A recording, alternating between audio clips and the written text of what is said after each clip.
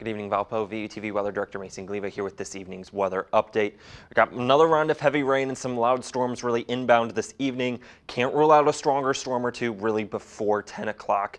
That's when the line will be clear of us after that. And then we have below average temperatures. Temperatures only going to be in the 50s the rest of the week behind this. So here's the satellite and radar. We had that midday round of rain. That was our friend today. That really lowered our severe weather risk, and I think it's actually helped our friends downstate as well, at least for a time, limiting how high-end this severe weather event could be.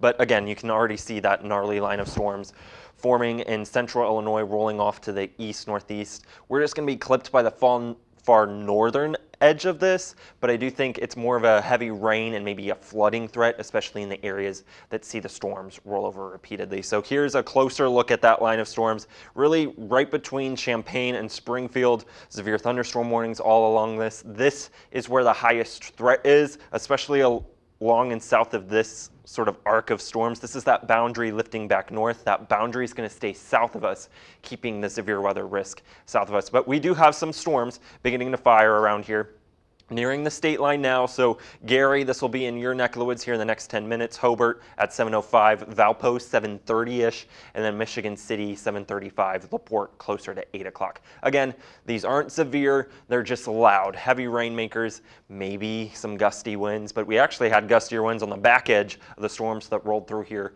midday than we'll have with this round. But current temperatures, we're cool, we're stable. We're only in the low to mid 60s area-wide right now, 65 degrees here in Valpo, 68 in Gary, 67 in Joliet, and 63 in Pontiac, where it's been raining. Again, here's the severe weather outlook. Our risk is low, but they kept us in a level 2 out of 5 risk for severe weather just in case we saw more clearing. We really didn't have a lot of clearing today, so that was our friend. Can't rule out a stronger storm or two, especially on the leading edge of that line for some gusty winds.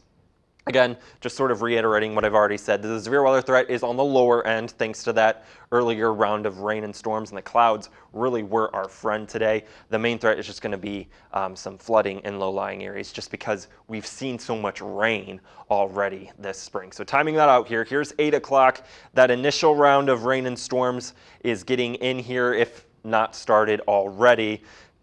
Couple of these guys, it looks a little worse than it is. A couple of these guys could be on the stronger side, but I think these are just going to be loud and heavy rainmakers, and then this is out of here by midnight. We're dry to start tomorrow, right around 50 degrees. We don't warm up much, only into the upper 50s. So we're going to hit our high temperature just after midnight tonight, falling to near 50 degrees by morning. Again, our high temperature is going to be hit right after midnight tonight in the lower 60s.